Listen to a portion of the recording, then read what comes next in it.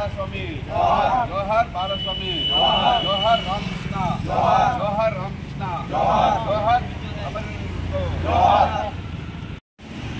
ఈరోజు మనం విద్యుత్ పోరాటంలో అమరవీరులైనటువంటి వారికి పశ్చిమ గోదావరి జిల్లా భీమవరం సుందరయ్య భవనంలో ఘనంగా నివాళులర్పిస్తున్నాం. 2000 సంవత్సరంలో మన ఉమ్మడి రాష్ట్రంలో జరిగిన పెద్ద ఎత్తున జరిగినటువంటి విద్యుత్ పోరాటంలో ఆనాటి తెలుగుదేశం ప్రభుత్వం పోరాటం పట్ల, ఉద్యమం పట్ల, ప్రజల పట్ల అమానుషంగా వ్యవహరించింది. తీవ్రమైనటువంటి నిర్బంధాన్ని, దమనకాండని ప్రయోగించింది. ఆ రోజు జరిగినటువంటి పోలీసు కాల్పుల్లో చాలామంది తీవ్రంగా గాయపడ్డారు. విష్ణువర్ధన్ రెడ్డి, బాలస్వామి తుపాకీ గుళ్ళకి బలయ్యారు. తీవ్రంగా జరిగినటువంటి లాఠీ చార్జీలో తల పగిలి చేతి వృత్తిదారుల సంఘం రాష్ట్ర నాయకులు సత్తెనపల్లి రామకృష్ణ గారు 15 రోజుల పాటు ఆసుపత్రిలో మృత్యువుతో పోరాడి అమరులయ్యారు. ఈ అమరవీరులు సత్తెనపల్లి రామకృష్ణ గారికి, విష్ణువర్ధన్ రెడ్డి గారికి, బాలస్వామి గారికి రాష్ట్ర ప్రజలందరూ కూడా ఘనంగా నివాళులర్పించారు.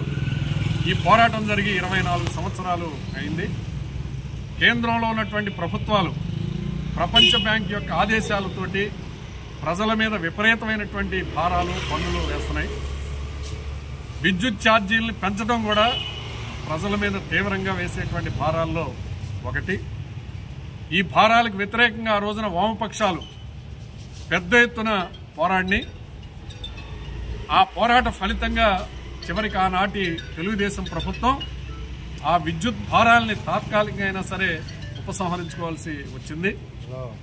ఆ విద్యుత్ పోరాటం ఆ రోజున తెలుగుదేశం ప్రభుత్వం అవలంబించినటువంటి విధానం చివరికి తెలుగుదేశాన్ని 10 సంవత్సరాల పాటు అధికారానికి దూరంగా ఉండేలాగా గుణపాఠాలు నేర్చుకోవాలి. కేంద్రంలో ఉన్న బీజేపీ ప్రభుత్వం ఇస్తున్నటువంటి ఆదేశాలకు అనుగుణంగా గతంలో రాష్ట్రంలో ఉన్నటువంటి వైఎస్ఆర్సీపీ ప్రభుత్వం కూడా విపరీతంగా విద్యుత్ ఛార్జీలని పెంచింది. సర్వీస్ ఛార్జీలు పెంచింది, ట్రూ అప్ ఛార్జీ పేరుతో పెంచింది, అలాగే వినిమయ ఛార్జీలని పెంచింది.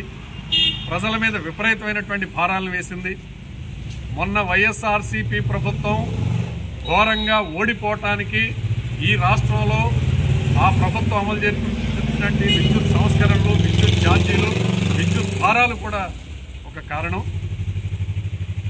ఆనాడు ప్రతిపక్షంలో ఉన్నటువంటి తెలుగుదేశం మేము అధికారంలోకి వస్తే విద్యుత్ ఛార్జీలు పెంచం, భారాలు వెయ్యం, స్మార్ట్ మీటర్లు పెట్టం, రైతుల సాగునీటి మీటర్లు పెట్టం అని ఆ రోజున స్పష్టంగా హామీ ఇచ్చారు.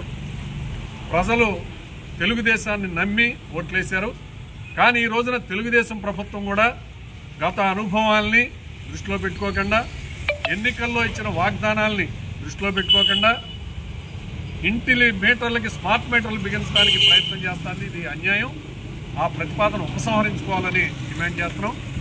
అలాగే రైతుల మోటార్లు కూడా మీటర్లు బిగించడానికి సన్నాహాలు చేస్తుంది. ఇది కూడా అన్యాయం. ఈ ప్రతిపాదన కూడా ప్రభుత్వం విరమించుకోవాలని కోరుతున్నాం. తెలుగుదేశం ప్రభుత్వం గత విద్యుత్ ఉద్యమ అనుభవాల నుంచి గుణపాఠాలు నేర్చుకోవాలి. గత వైఎస్ఆర్సీపీ ప్రభుత్వం చేసినటువంటి పొరపాట్ల నుంచి అనుభవాల్ని నేర్చుకోవాలి. ప్రజలు ఇచ్చినటువంటి అధికారాన్ని సక్రమంగా ఉపయోగించి సవ్యంగా పరిపాలన చేసేలాగా ఉండాలి. ప్రజల మీద భారాలు వేయటమే ఆలోచన విరమించుకోవాలి. కొత్తగా భారాలు వేయటమే కాదు, వేసినటువంటి భారాలను కూడా తగ్గించి ప్రజలకు ఉపశమనం కలిగించాలని విజ్ఞప్తి చేస్తున్నాం. విద్యుత్ పోరాట వీరుల, అమరవీరుల యొక్క స్ఫూర్తితోటి ప్రభుత్వాలు కనుక ప్రజల మీద భారాలు వేస్తే, విద్యుత్ ఛార్జీలు పెంచితే, స్మార్ట్ మీటర్లు పెడితే, రైతుల మోటార్లకి మీటర్లు బిగిస్తే ఖచ్చితంగా వ్యతిరేకిస్తాం. వామపక్షాలు తీవ్రంగా పోరాడతాయి, ప్రజలను సమీకరిస్తాయి, ప్రజలు రైతాంగం యొక్క మద్దతుతోటి ఉద్యమాలు నిర్వహిస్తాయని ఈ సందర్భంగా హెచ్చరిస్తున్నాం. జోహార్ విద్యుత్.